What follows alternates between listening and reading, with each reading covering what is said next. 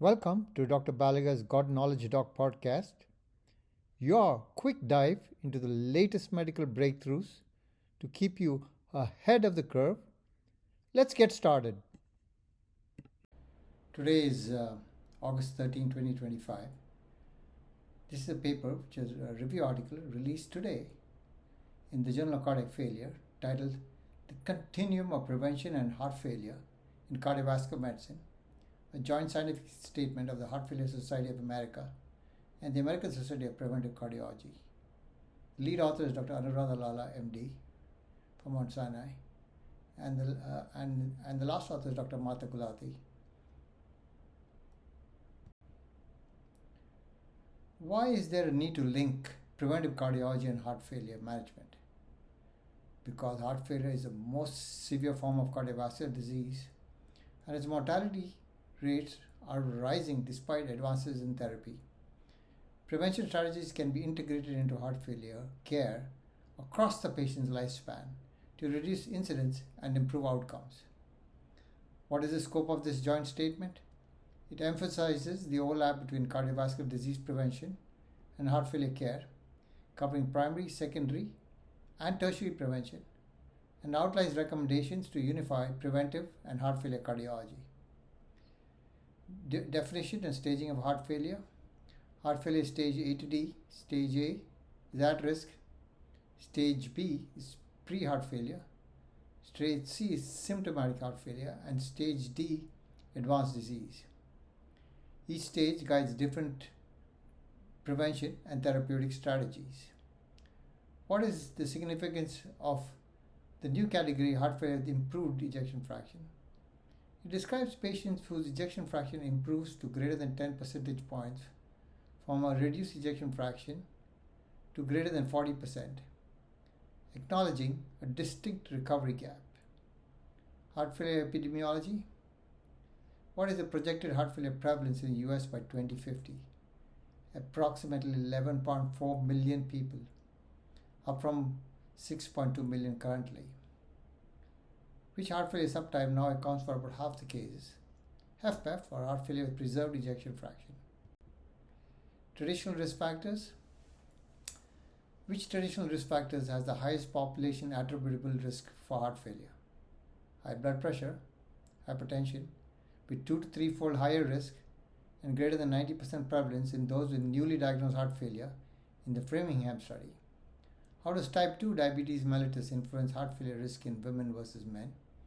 Women with type 2 diabetes mellitus have a 5-fold higher risk of heart failure compared to men who have a 2-fold increase. What role does obesity play in heart failure subtype development? Women with obesity are more prone to heart failure with preserved ejection fraction, while men with obesity are more prone to heart failure with reduced ejection fraction. How is CKD with albuminuria linked to heart failure? Albuminuria predicts incident heart failure even without overt kidney disease, reflecting systemic endothelial dysfunction. Non-traditional risk factors. How do genetics affect heart failure risk? Both rare pathogenic variants and polygenic risk influence heart failure risk. Early detection enables targeted surveillance and prevention. What pregnancy-related conditions increase lifetime heart failure risk? Hypertensive disorders of pregnancy, gestational diabetes, and peripartum cardiomyopathy. How do social determinants of health impact heart failure? Factors like heart failure access, environmental toxins, and economic instability increase heart failure risk and worsen outcomes. Risk stratification. Which biomarkers are recommended for early heart failure risk detection? BNP or NT-proBNP annually in high-risk groups, plus urine albumin to creatinine ratio in at-risk patients. What role does inflammation play in heart failure prevention? Chronic inflammation accelerates heart failure development. Trials are exploring anti-inflammatory agents like IL-6 inhibitors. Prevention across a patient's lifespan. What is Life's Essential 8 framework? HA is 8 key health behaviors and factors: sleep, diet, physical activity, weight, cholesterol, blood pressure, blood glucose, and smoking cessation are for lifelong cardiovascular health. Is cardiac rehab beneficial in HFpEF?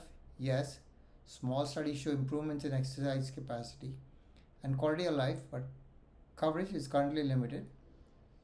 Which diets are most recommended for heart failure prevention? The DASH and the Mediterranean diets, which reduce blood pressure, improve endothelial function, and lower inflammation. Next steps and future directions. Why integrate heart failure prevention into broader cardiovascular disease strategies? Because most at risk individuals fall into pre heart failure categories, offering a critical opportunity for early intervention. What research gaps remain? Validating multi biomarker risk models, refining genetic risk integration, and assessing targeted anti inflammatory therapies in heart failure prevention. This is a fantastic document. I encourage all of you to read it, it's open access. If you enjoyed this episode, share it with your colleagues.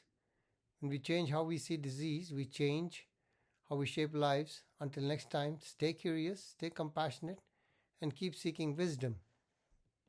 Podcast brought to you by Master MedFacts at mastermedfacts.com.